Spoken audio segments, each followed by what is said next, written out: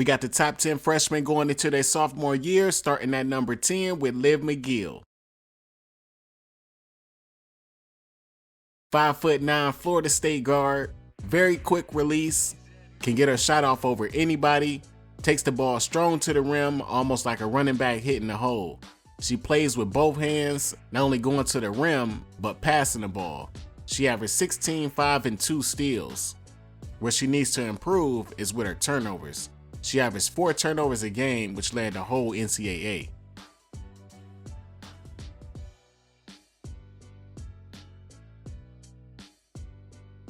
Now let's keep the list moving. Coming in at number 9, we got NC State's Tilda Trygger. A 6'6" stretch 5. Pretty nice touch around the rim. I think she was held back by Coach Moore and the guards on his team, because they pretty much played through Syla Rivers, Isaiah James, and Zoe Brooks, and she only managed to get 5 shots a game. But on the other end, she do a good job on defense with contesting and not fouling. She actually never got in foul trouble in no games this year. She's from Sweden and she played high school basketball in Spain, so she's still getting used to American style basketball, but I think she'll get a lot better with Syla Rivers and Isaiah James going pro.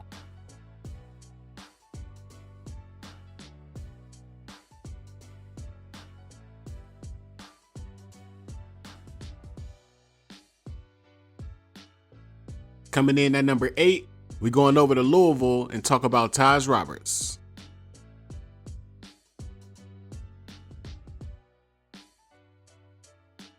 "5'10" guard, loves shooting that 3 ball, came out and dropped 21 on UCLA in her first collegiate game. So she hit the ground running, but she was up and down all season. Shot 37% from the field, 31% from 3, 69% from the free throw line. So she just need to keep working, but at 5'10", she can be a problem on both ends of the floor. Coming in at number 7, we got my lady from Toronto, Canada, Duke Blue Devil, Toby Fournier. 6'2" forward, probably top 5 most athletic women's basketball players currently playing. Not only can she dunk the ball, she can dunk it with 2 hands. It still boggles my mind why she only started 1 game for Duke, but she led the team in scoring, field goal percentage. She only shot 14 3-pointers, but she hit 42% of them. So she'll start stretching the floor, and once she get in that starting lineup, we could see her flourish and move up this list. What I want to see from Toby is I want to see her play as strong as her athleticism is. It's only so much to be athletic. We've seen a lot of athletic women come and go, but can you be athletic and skilled? That's the question. Coming in at number 6, we have Ohio State's Jaloni Cambridge. 5'7" guard, extremely quick with the ball in her hand. She got that next gear that you see from players like Malaysia Fulwiley or Kiki Rice. Not much of a 3-point shooter, she don't take that many, but she can hit them. Even though she's 5'7", she finishes in contact like bigger guards.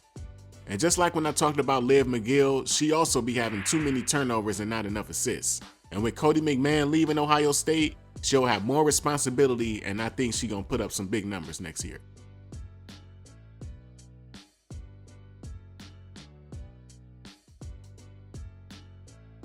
Coming in at number 5, the rival team to my Ohio State Buckeyes, we have Michigan's Syla Swords. 6-foot combo guard, she can play the 1, 2, or 3. And even though she only number 5 on this list, if I was just looking at her raw skills and raw talent, just dribbling, offense, defense, rebounding, assists, she could easily be number 2. I don't think there's another player on this list that can do all those things better than her, besides the number 1 player. It's almost like when Ryan Howard was at Kentucky, that team she played on never got past the round of 32 in the tournament. But everybody could still see she was going to be the number 1 pick in the draft. And Syla Swords had some really big games this year. She dropped 22 against Cheyenne Sellers in Maryland. She dropped 26 on Juju Watkins in USC, and she outscored Juju Watkins in that game. She dropped 17 against Notre Dame, and in this game against Iowa State, she had 11, 9, 6, and 4 steals. Her best game of the year came against UCLA where she dropped 30 on their head. So I don't think this team is good enough to make it deep in the tournament, but she could easily be a top 3-2 pick.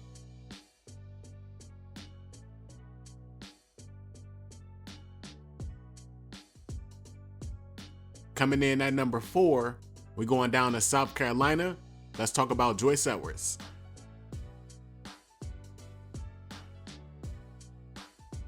"6'3" front court player. It don't really matter where you play her. She gonna be an enforcer on both ends of the floor. Sometimes you might see her play that bully ball, sometimes you might see her play finesse.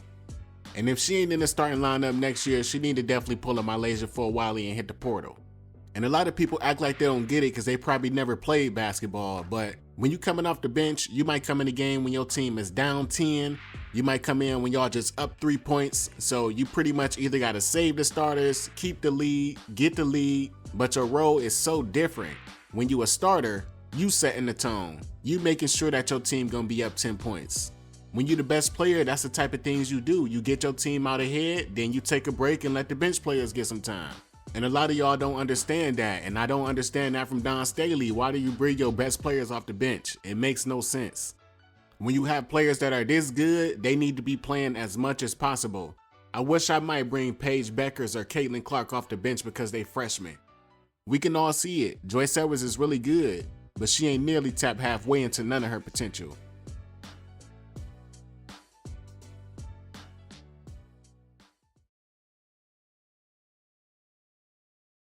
Coming in at number 3, one of the top scorers in the college game, Mikayla Blakes.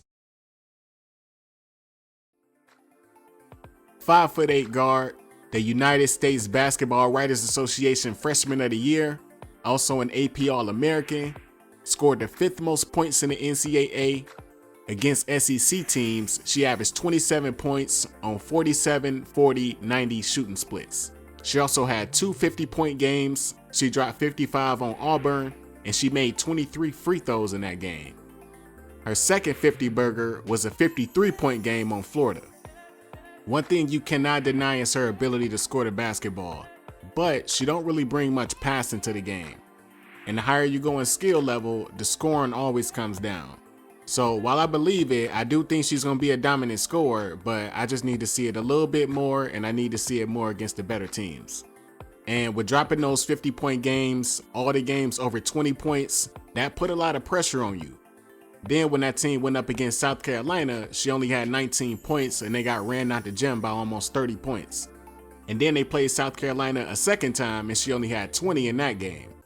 And I get it, everybody can have bad games, but it shouldn't always come against the best teams.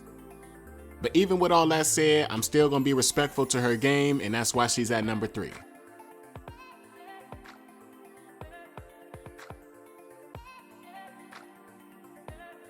Coming in at number 2, let's take a trip to the West Coast and talk about USC's Kennedy Smith. 6'1" front court or backcourt player, the best on-ball defender on this list. She can completely take a player out the game. She averaged 2 steals a game while taking on the best perimeter players on opposing teams. She finished 5th in defensive rating in the Big Ten. What's even crazier is that Juju Watkins was number 3 and her other teammate Rhea Marshall was number 1. So this team had 3 players in the top 5 of defensive rating. I don't think we'll see Juju at all in 2025-26, so this will be Kennedy's year to flourish.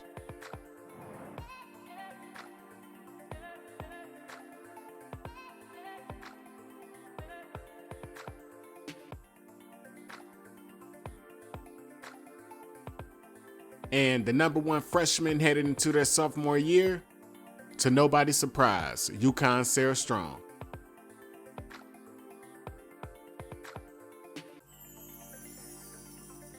This is flat out the best player in college basketball today.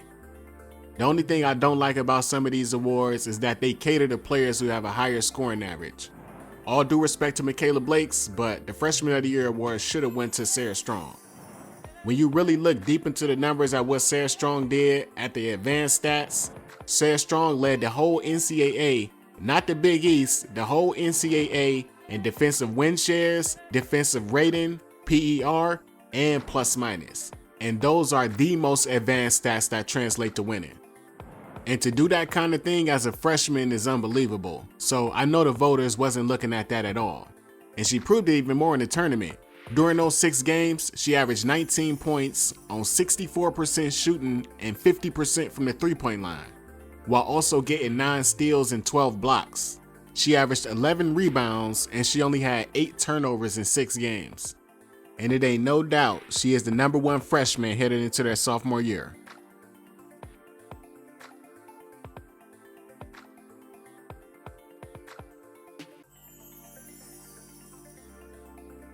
But there you have it, our top 10 freshmen going into their sophomore year. Feel free to rearrange the list in the comments if you like. Drop a P2 if you want a part 2. If you made it this far in the show, please hit that like button. Please subscribe if you haven't already, and let us know what you'd like to see next. That's all I'll say for now. Thank you again for listening and watching. I'm Els for PRNM. Talk to you on the next one.